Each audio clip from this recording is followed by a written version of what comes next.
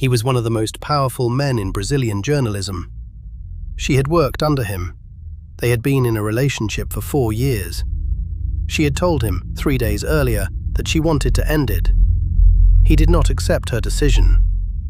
On the morning of August 20th, 2000, at a horse ranch in the interior of São Paulo, one of the most respected journalists in the country did something no one had thought him capable of. She would not survive the morning. But what happened next, over the following 11 years, is what turned this case into one of the most disturbing examples of privilege in modern Brazilian history.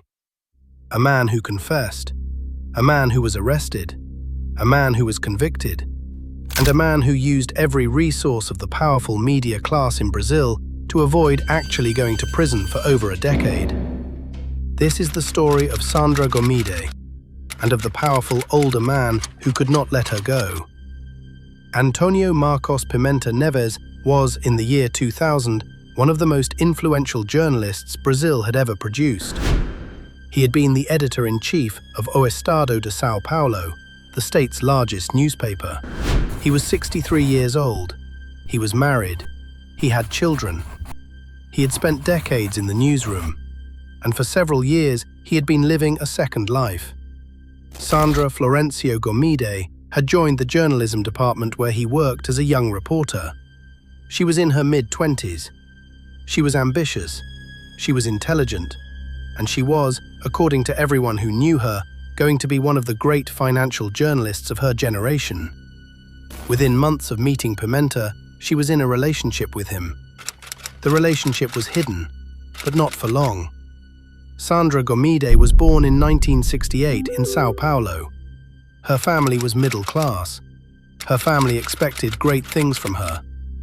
By her mid-20s, she was working in one of the most prestigious newsrooms in the country. She was writing about economics, about markets, about the powerful men who ran Brazilian finance. She was 32 years old in the summer of 2000. She had achieved something rare, a serious professional reputation in a field dominated by men twice her age. She had ambition. She had a future. She had everything ahead of her. She also had a private problem. The relationship with her boss had become something she did not want anymore. She was trying to figure out how to end it.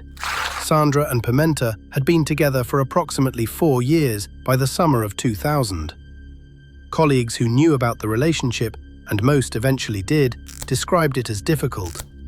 Pimenta was possessive, jealous, controlling. He would call her repeatedly throughout the day. He would check on her whereabouts.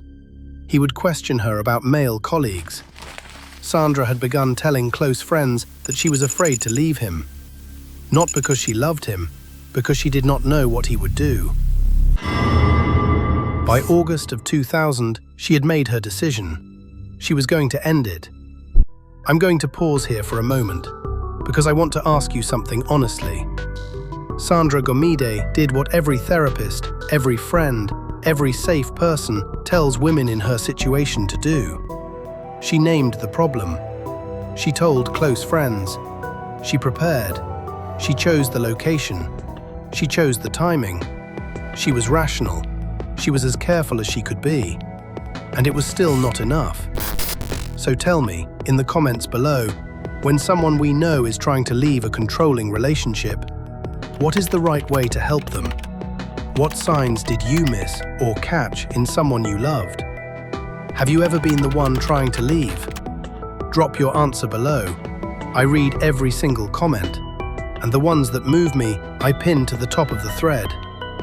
Now, back to São Paulo. On the evening of August 19, 2000, Sandra arrived at Haras Santa Elisa, Pimenta's horse ranch in the countryside of Ibiúna, in the interior of São Paulo state. It was a property they had visited together many times. She thought it was neutral ground. She was wrong.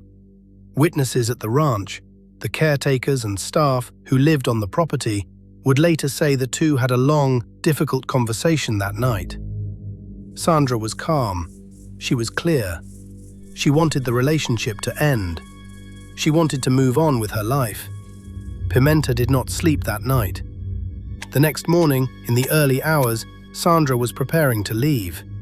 She had packed her things. She was walking toward her car. The older man was standing in her way. He raised a weapon he legally kept at the ranch. Sandra did not have time to react. She did not survive the morning. The caretakers heard the sound and ran toward the house. They found the powerful journalist standing there. He did not run. He did not deny anything. He simply waited. If you're still with me, and I hope you are, because how this case ended in the courts is what made it one of the most controversial legal stories in Brazilian history, please take 1 second and subscribe. Every week, I tell you a Brazilian true crime story that the English-speaking world has never heard. Forgotten cases, uncovered scandals. Subscribe now, it costs nothing. Pimenta Neves confessed within hours. He told the police what he had done. He was arrested. Brazil expected justice quickly. The country did not get it. For 11 years, from 2000 to 2011, Pimenta Neves used every legal resource available to a powerful and wealthy man in Brazil to avoid actually going to prison. His lawyers filed appeals. They filed motions. They challenged evidence. They challenged the jury. They challenged the definition of the crime itself. Every appeal was rejected, but every appeal took months, and another, and another. Meanwhile, Pimenta Neves lived at his ranch. He gave interviews. He wrote articles defending himself. He remained one of the most visible men in Brazilian media. Sandra's parents watched every appeal.